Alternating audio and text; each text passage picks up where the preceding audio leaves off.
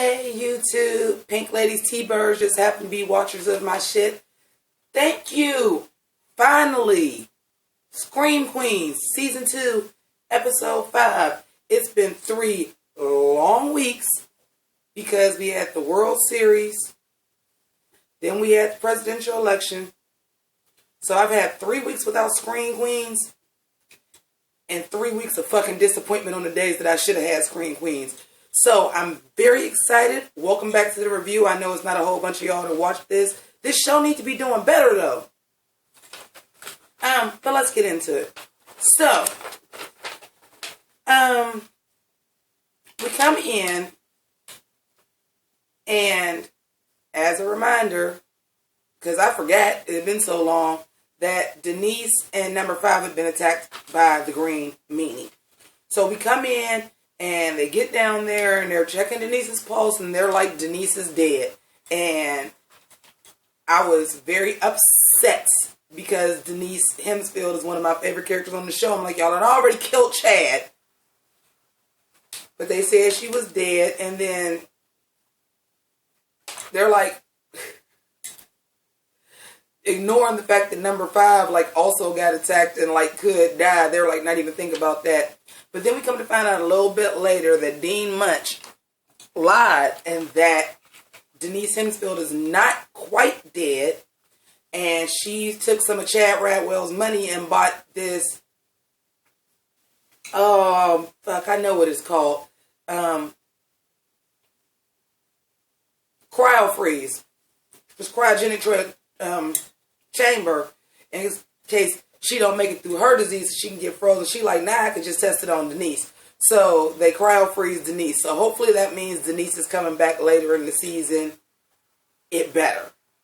Because I love me some Niecy Nash and I need my special agent Denise Hemsfield.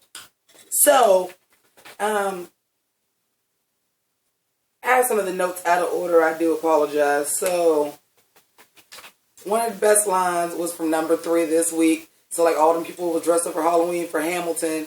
And they're like, who could have done this? Well, we just have to find a person that's dressed like Aaron Burr. Like, number 3 is just, like, I'm all about number 3 this season. She is fucking killing it. So, Chanel peas are blew away. So, she's not blue anymore. And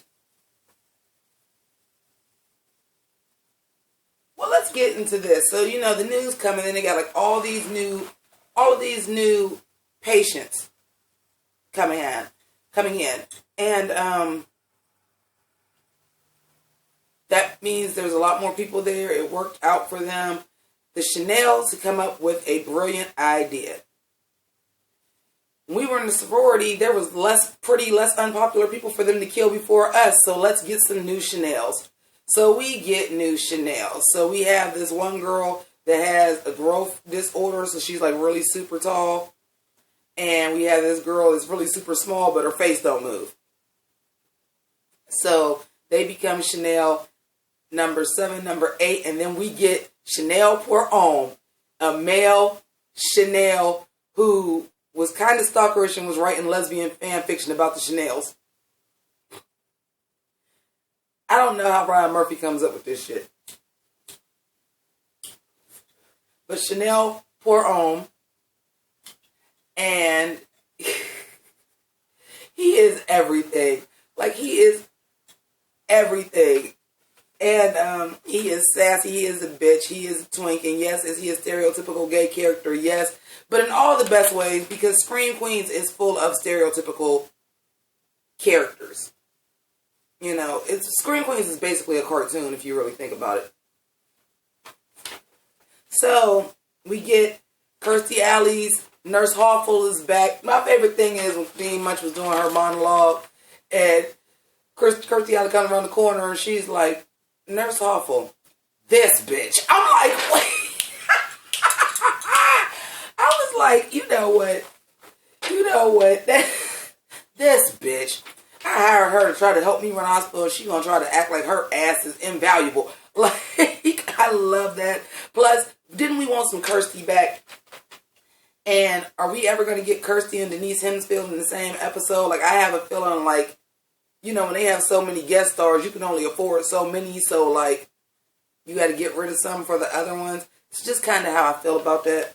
But, you know, she's fucking with Chanel and Chanel number 3, and telling her to drain juicy catheters and strain samples and go jack somebody off in a coma so they can get a sperm sample. Like, it's great. I'm loving Kirstie Alley, and you know, the Chanels are kind of fucking awful people, so I love somebody giving it to them, you know, in a way that they can handle. That's when they decide to go get the new Chanel so that somebody can do their job for them. So, I would also like to know, what the fuck is a vag steaming? Because that don't sound pleasant. If anybody's going to get their vag steamed, it's going to be me. I do not want my vag steamed. That don't sound pleasant.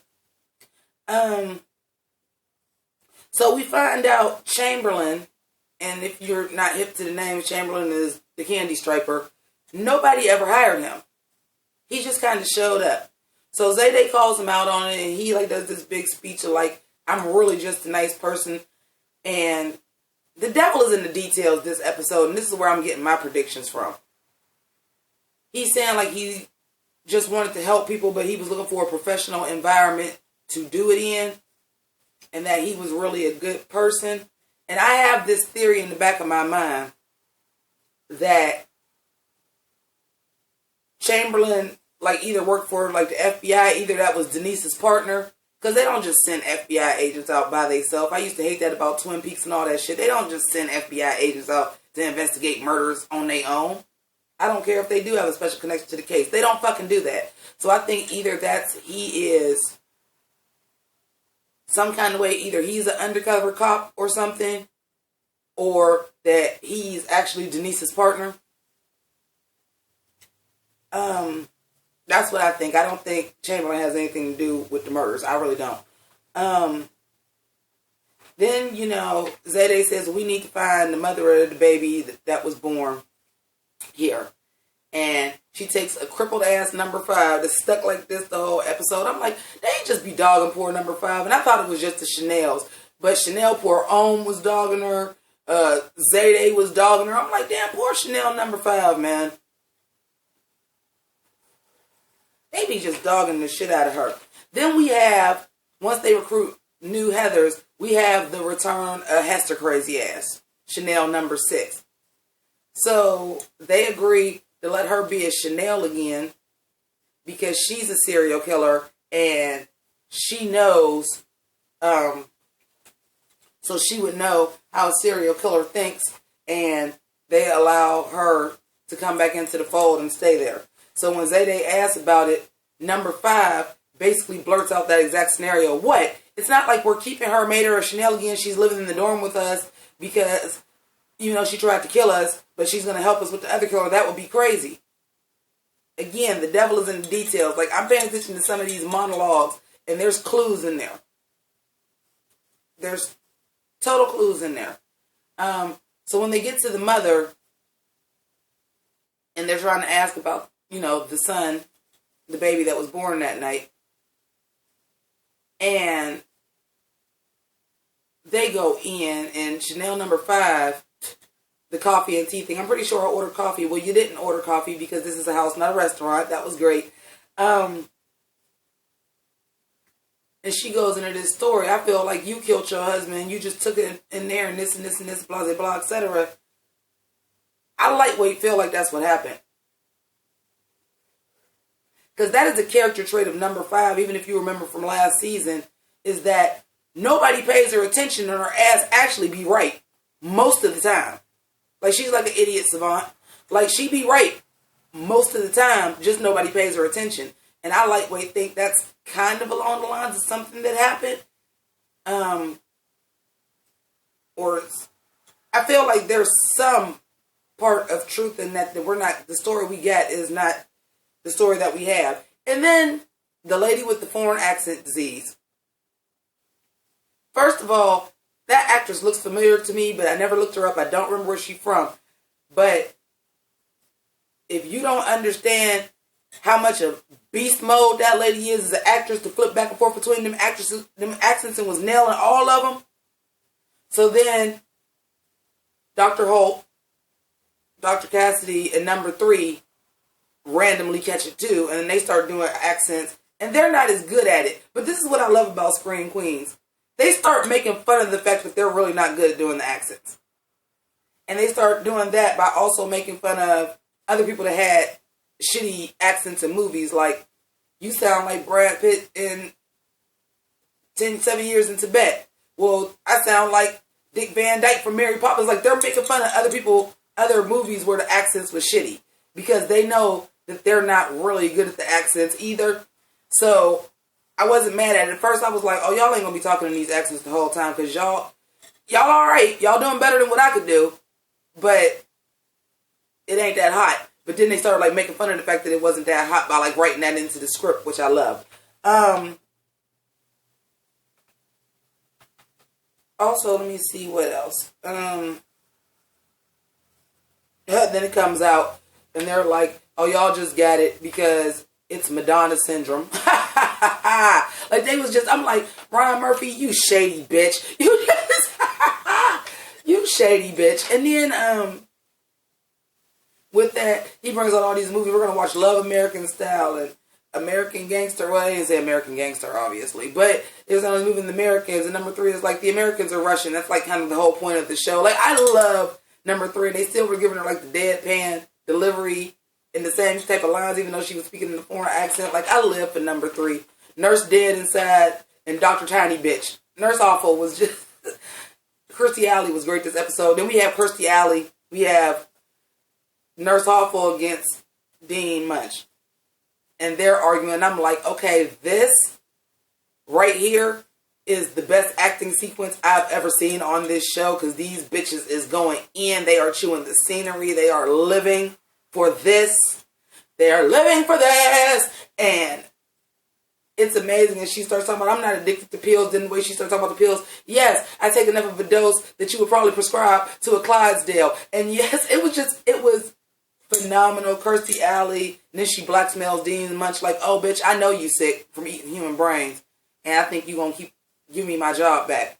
So I'm very, very curious to see how that goes down. I want to see how Kirstie Alley's character really plays into the story. Because we really hadn't seen her that much. But like I said, it seems like shows do this a lot when you have not your recurring characters and you got to pay people. Well, you had to pay Niecy Nash, so you can't pay Kirstie Alley and Niecy Nash. Now that Niecy Nash is in cryo slumber, now you can bring back Nurse Awful.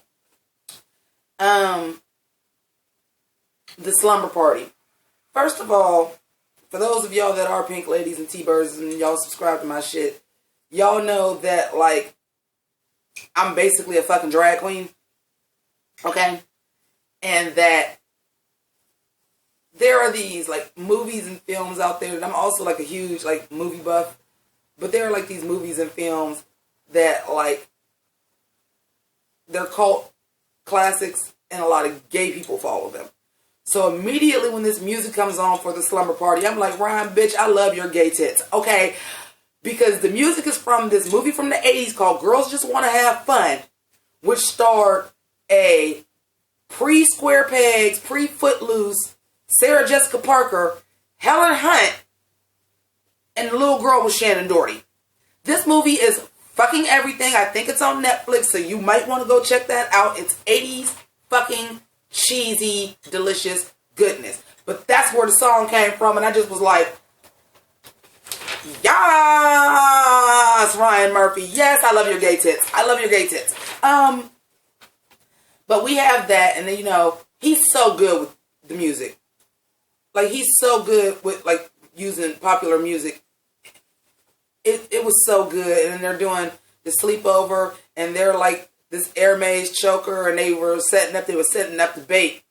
And they were going to have Chanel number, I think she's 8. I think Fro's face is number 8. So they had her go look for the necklace, and she's like, this is so much fun. And she's running around, and she goes down there, and here comes Chanel, poor Tristan, like, listen, bitch, I've been saving up forever for an Hermes necklace, and you will not get it before me. So, you know, she's like a nice little mousy girl, And she comes back and they're like, because number 3 really did not want Tristan to go. I didn't want Tristan to go. I was surprised they killed that character off so much because I think he would have been a fan favorite. I really just do. And they kill Tristan. But the sequence where they're running down, there's number 3 and Chanel is running, and then they got Hester, and bitch, Lea Michele was living for her life. She was living for her life because she was hitting that walk, and they had put it in slow motion, and then when they get there and they come out and his intestines is all hanging out, and like she just give that smirk, the devil is in the details. Hester knows something.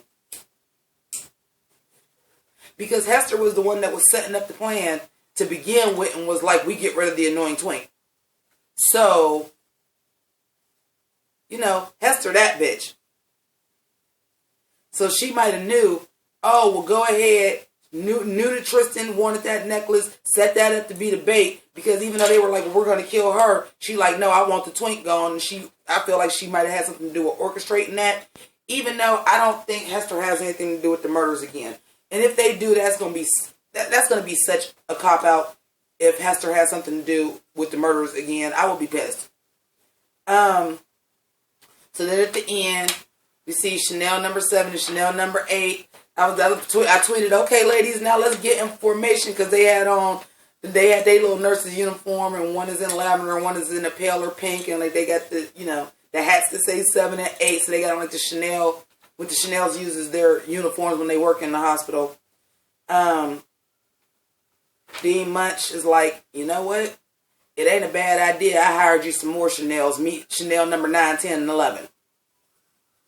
So, we get to the end. They're walking down the aisle. Here comes the green meanie again. They run. Chanel number 11 gets knocked down. Chanel number 11 has 11 fingers. Green meanie cuts the 6th finger off the hand. She's like, oh, thank you. She dead. So we literally had up to 11 Chanels. Well, 12 because poor Ohm didn't have a number. And 2 more of them die off this episode. Of course, there was never 11 at one time because Chanel number 2 is dead. Chanel number 4 is dead. Chanel number 4, though, only died from, what did she have? Meningitis. But number 2 is dead. Chanel poor Ohm is dead. See, that's why I gave myself Chanel 0, dark 30. A, because I'm dark and in my 30s. And B, because the original Chanels don't die. So if I got a number even lower than 1, I wouldn't die. That's just my own little fantasy world, like if I was on the show. So, anyway, that was Scream Queens this week. Let me know what you think. What are your theories? What do you think is going to happen next? I did not watch how they do a promo at the end. I did not watch that because I was at work when I watched it. Hence the video being late. I was going to do it right away, but I'm just going to be honest. I love fucking getting dressed up as a Chanel to do these videos. I fucking love it. And I'm like, we haven't had it in 3 weeks. Make it so bad as those 3 weeks, I would have been able to do it from home. But anyway, I was like, it would not be right after this hiatus to do a Scream Queens review and not get up in my Chanel 0 Dark 30 gig. It would not be right if I was not in the Geesh. So I got in the Geesh, and by the way, that's the shoe. But anyway, comment below, let me know. Thank you if you are a Pink Lady, a T-Bird. If you aren't a subscriber, if you're not a Pink Lady or a T-Bear, go ahead and make sure that you subscribe now. Plenty of videos are coming out. Also, I want to thank all of my subscribers because I hit 1,500 subscribers. I actually hit it a couple videos ago. It just wasn't updated and I didn't know. And let me know what you guys thought of Scream Queens or if there's any other shows that you think that I should be reviewing. So, thank you so much for watching. Thank you for subscribing. You can follow me on Twitter, same way it's spelled here. Jimmy with the I, Pynk with the Y. And let's see what happens next week. Wait! Wait, y'all, I forgot about the main fucking thing. Oh my God, how can I forget this? I said this. I'm going to go look back and see which episode of this I said this. I said the baby was mixed, and I looked at the main cast, and I said the baby is Taylor Lautner because he the most ethnic looking that looked like they could be mixed. It couldn't. It's genetics. You're not going to have no mixed race baby that's going to be as dark as Chamberlain or Zayday. It just really is not going to happen. So I looked at the core cast, and I said it's going to be Taylor Lautner. I was guessing. I was right.